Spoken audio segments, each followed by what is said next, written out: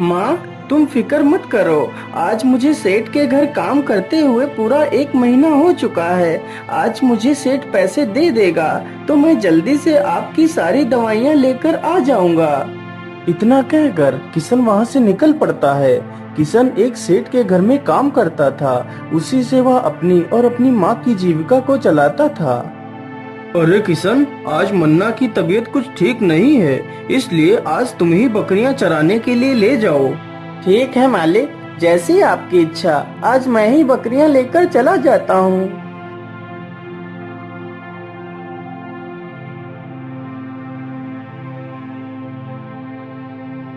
किशन सारी बकरियों को लेकर जंगल की तरफ निकल पड़ता है।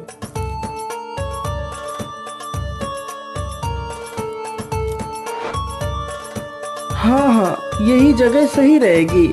मुझे यहीं पर सारी बकरियां चरा लेना चाहिए। किशन वहीं पर सारी बकरियों को चराने लगता है और खुद एक पेड़ के नीचे बैठकर आराम करने लगता है। कुछ ही देर में किशन की आंख लग गई और वह सो जाता है। ओहो, कितने दिन हो गए लेकिन किसी मोटे जानवर का मांस नहीं खाया। पता नहीं आज मुझे कोई शिकार मिलेगा भी या नहीं। अरे ये क्या, यहाँ पर तो इतनी सारी बकरियां घास खा रही हैं। चलो चलो, इसी में से एक बकरी पकड़ लेता हूँ।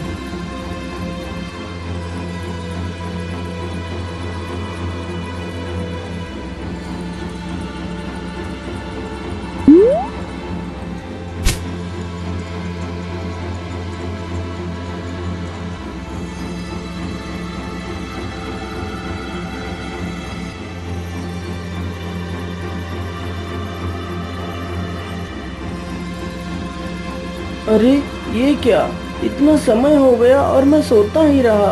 हे भगवान, मेरी सारी बकरियां कहाँ चली गईं? आखिर सारी बकरियां यहाँ से कहाँ जा सकती हैं? चलो चलो, उस ओर चलता हूँ। जरूर मेरी सारी बकरियां उधर कोई गई होंगी।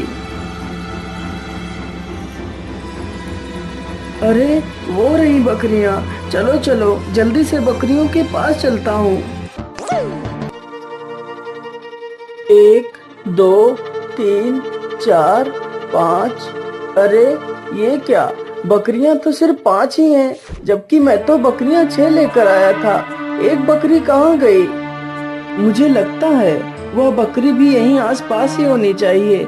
चलो चलो, जल्दी से उस बकरी को ढूंढता हूँ।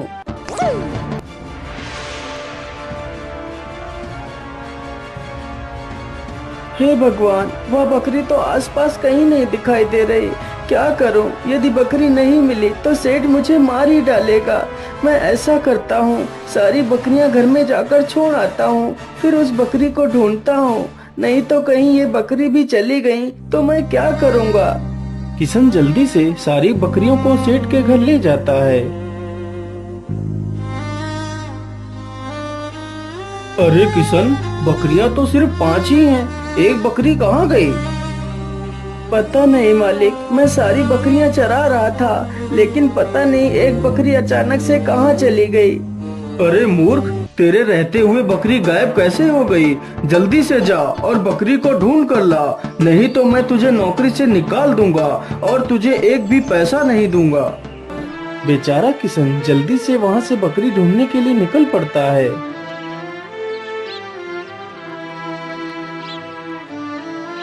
हे ऊपर वाले, मैंने बकरी को तो सब जगह ढूंढ लिया, लेकिन बकरी तो कहीं नहीं मिल रही। यदि बकरी नहीं मिलेगी तो सेठ मुझे नौकरी से तो निकाल ही देगा और मुझे एक पैसा भी नहीं देगा। पैसा नहीं मिलेगा तो मैं अपनी माँ की दवाई कहाँ से लाऊंगा? तो मेरी माँ मर जाएगी। ये सारी बातें सोचकर किशन निराश होकर एक पेड़ के नीचे बैठकर रोने लगता है। उसी पेड़ पर एक गिद्ध रहता था। अरे ये कौन है जो पेड़ के नीचे बैठकर रो रहा है? चलो चलो, इससे रोने का कारण पूछता हूँ।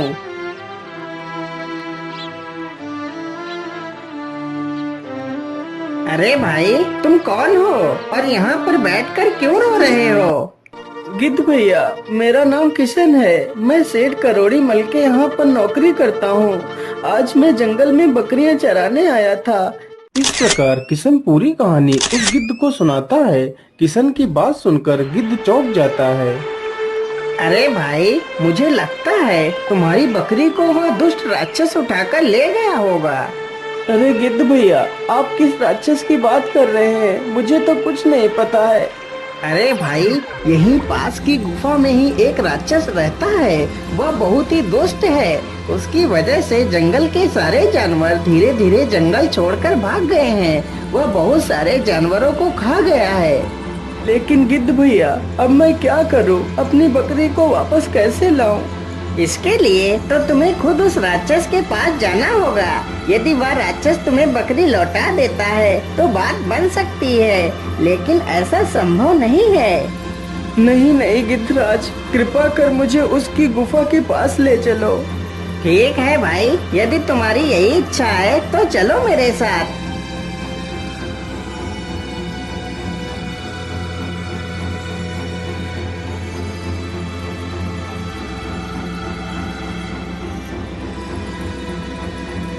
अरे भाई, यह वही गुफा है जिसमें वह दानव रहता है। ठीक है गिद्ध भाई, तुम्हारा बहुत बहुत धन्यवाद। अब मैं गुफा के अंदर जाता हूँ। इतना कहकर किशन गुफा के भीतर चला जाता है। यह सब देखकर गिद्ध हैरान था, आखिर उसके साथ क्या होने वाला है। पता नहीं बेचारे के साथ क्या होगा, वह दानव मानेगा या नहीं, लेकिन मुझे उसे अकेला छोड़कर जाने का बिल्कुल भी मन नहीं हो रहा है। चलो चलो, गुफा के अंदर चलकर देखता हूँ।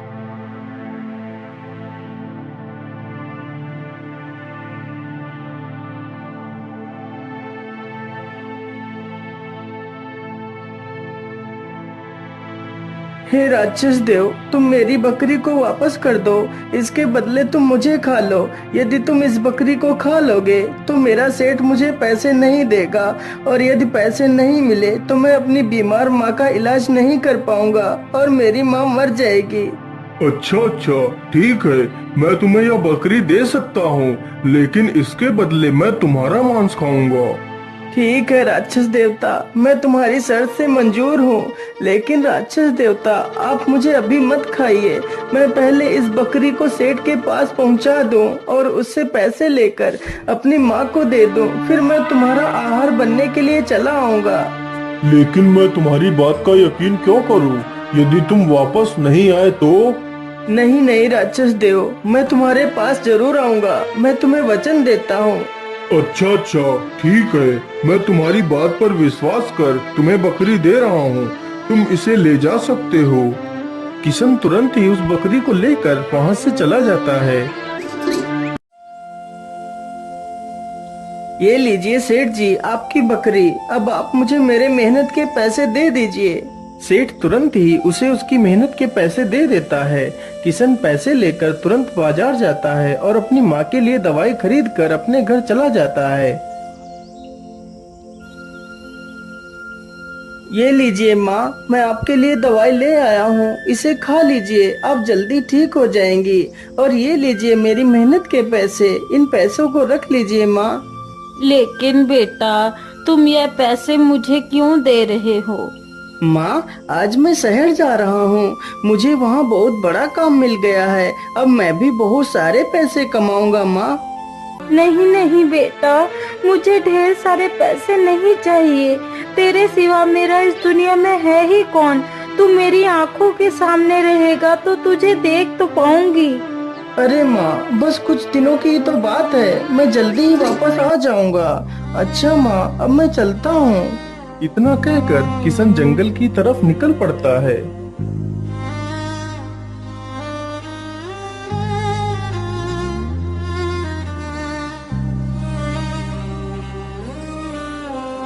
अरे किशन भाई, तुम इधर कहाँ जा रहे हो?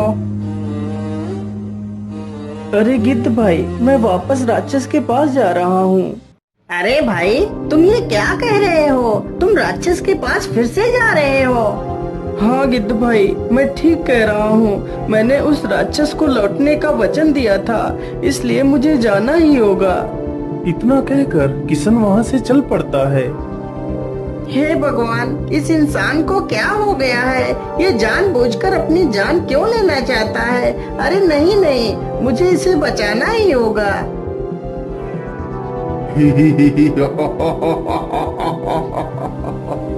अरे वाह, तुम तो अपने वचन के पक्के निकले। मुझे तो लगा था कि तुम वापस नहीं आओगे, लेकिन तुम तो आ गए। इतना कहकर वह राक्षस उसे मार देता है और उसके मांस को खाने लगता है।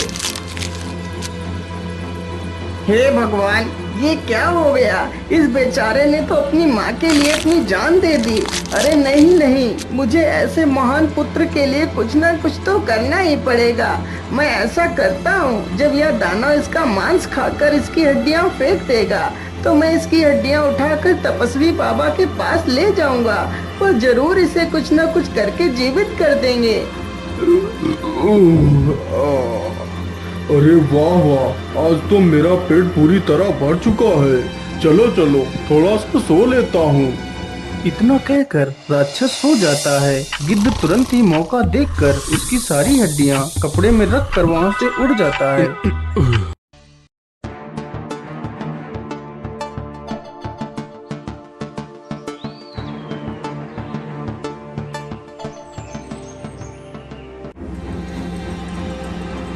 बाबा, बाबा आंखें खोलिए बाबा, मेरी सहायता करिए बाबा। क्या बात है गिद्धराज, तुम्हें क्या तकलीफ है? गिद्ध तुरंत ही साधु बाबा को पूरी कहानी सुना देता है। अब आप ही बताइए बाबा, इतने महान पुत्र की हम मृत्यु कैसे देख सकते हैं? हाँ गरुड़राज, तुम बिल्कुल ठीक कहते हो। ऐसे पुत्र तो सदियों की तपस्या के बाद ही मिलते हैं। मैं इसकी सहायता अवश्य करूंगा, लेकिन गरुड़राज, इसकी जान अब तुम ही बचा सकते हो। वो कैसे बाबा? मैं तो इसे मदद के लिए आपके पास लाया हूँ, और मैं इसे कैसे बचा सकता हूँ? अरे गिद्धराज, तुम जल्दी से नीलगिरी पहाड़ी पर जाओ और उस पहाड़ी पर एक जादुई गुफा है। उस जादुई गुफा में अनेक प्रकार की बूटियां हैं।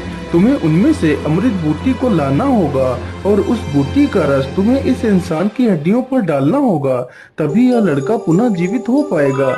लेकिन याद रहे, पहाड़ी पर जाते वक्त तुम्हें जितने भी अच्छे कार्य करने का मौका मिले तो तुम उन्हें बिना किसी स्वार्थ के उनका भला करते हुए जाना है, तो तुम्हें वह गुफा आसानी से बूटी दे देगी।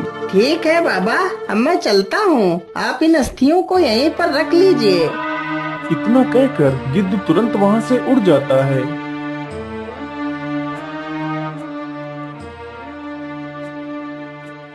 हाय हाय, मैं तो लुट गया। अब मैं क्या खाऊंगा और अपने बच्चों को क्या खिलाऊंगा?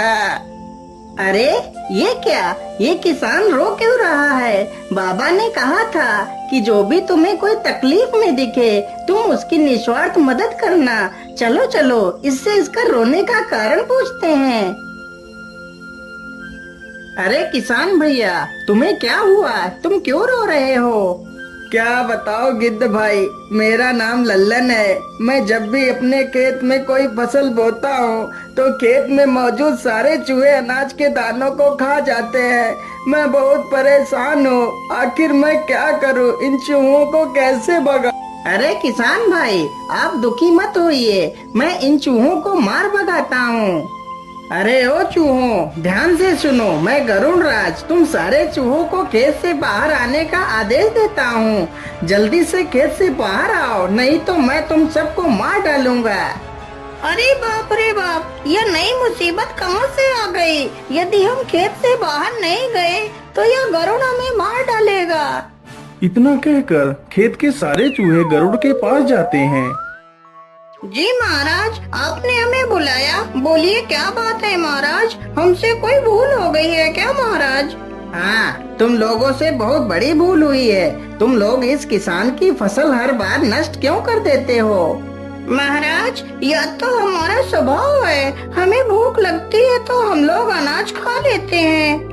लेकिन यह तो गलत है। तुम लोग तो फसल तैयार भी नहीं होने देते, खेत में बीज डालते ही उसे खा जाते हो। यदि भूख लगती है तो तुम लोगों को थोड़ा सा चल फिर कर अपने लिए भोजन का इंतजाम करना चाहिए, जिससे तुम्हें भी तकलीफ ना हो और तुम्हारी वजह से कोई और भी ना रोए। ठीक है महाराज, हमसे गलती हो गई। आगे से ऐसी कोई गलती नहीं होगी महाराज, हमें क्षमा कर दीजिए। ठीक है ठीक है, अब तुम लोग वापस अपने बिल में जा सकते हो। सारे चूहे तुरंत ही वहाँ से भागकर अपने बिल में घुस जाते हैं। किसान गरुड़ का धन्यवाद करता है। गरुड़ वहाँ से निकल पड़ता है।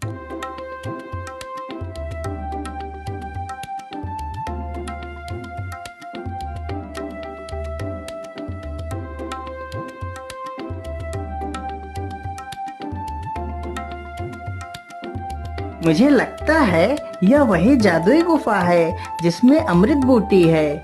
हे जादुई गुफा, मैं आपको प्रणाम करता हूँ। हे जादुई गुफा, मेरी सहायता करो। तुम कौन हो पुत्र, और तुम्हें क्या सहायता चाहिए? हे गुफा, मैं यहाँ पर अमृत बूटी लेने आया हूँ। फिर गरुड़ राज अपनी पूरी कहानी उस जादुई गुफा को सुनाता है। हे गुफा, अब तुम ही उस मासूम की जान बचा सकती हो। अरे वाह, तुम तो कितने नेक दिल हो। तुम तो बिना किसी स्वार्थ के उस महान इंसान की मदद करना चाहते हो। मैं तुमसे बहुत प्रसन्न हूँ। तुम यहाँ से बूटी ले जा सकते हो। लेकिन माता, मुझे यह नहीं पता है कि आखिर अमृत बूटी कौन सी है। अब आप ही बताइए माता, मैं कौन सी बूटी लेकर जाऊँ? बेटा, जिस बूटी से पीले रंग का प्रकाश निकल रहा हो वही अमृत बूटी है। इतना सुनते ही गरुड़ राज गुफा में घुस जाता है।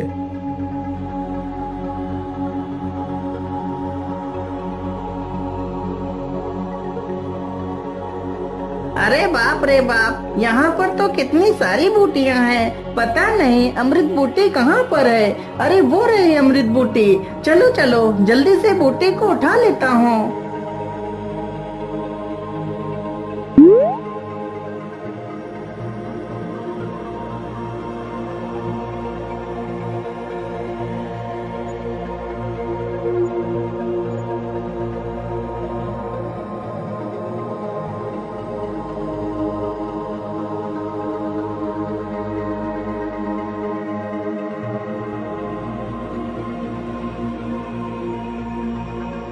ये लीजिए बाबा, मैं अमृत बूटी ले आया हूँ। साधु तुरंत ही उस बूटी को पीसता है और उस बूटी का रस किशन की हड्डियों पर डालता है।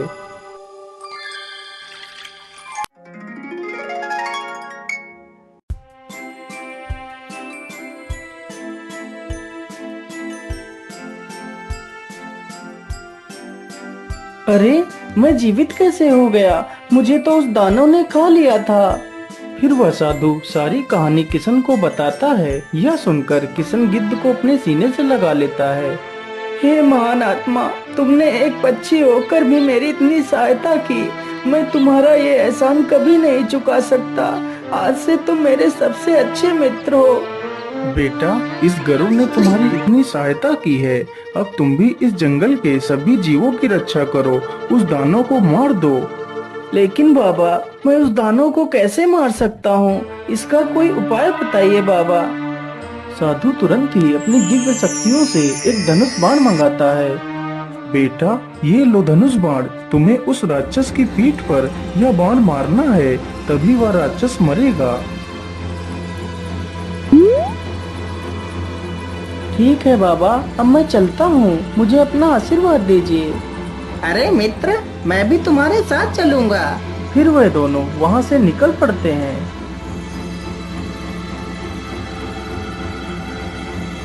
मित्र, पहले मैं जाता हूँ गुफा के अंदर। जब वह राक्षस मुझे खाने के लिए मेरे ऊपर हमला करेगा, तभी तुम मौका देखकर उसकी पीठ में यह बाण मार देना। इस प्रकार वह दानव मौत की नींद सो जाएगा। ठीक है मित्र, जरा ध्यान से जाना। तुम अपना ख्याल भी रखना। गिद्ध तुरंत ही गुफा में घुस जाता है। पीछे से किशन भी गुफा में घुस जाता है।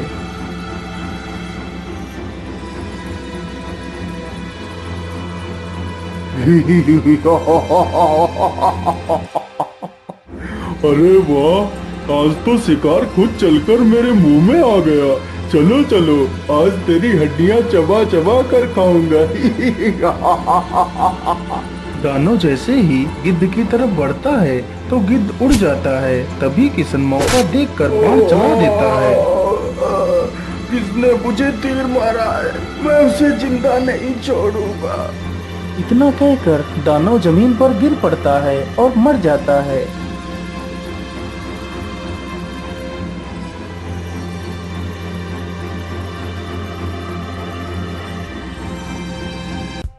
पुत्र, तुम तो बहुत वीर हो। तुमने इस जंगल को नष्ट होने से बचा लिया। मैं तुमसे बहुत प्रसन्न हूँ, इसलिए मैं तुम्हें कुछ देना चाहता हूँ।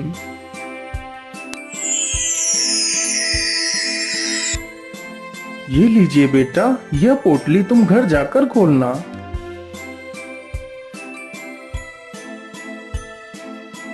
ठीक है बाबा, अब मैं चलता हूँ। मेरी माँ मेरे बिना परेशान हो रही होगी। इतना कहकर किशन वहाँ से चला जाता है।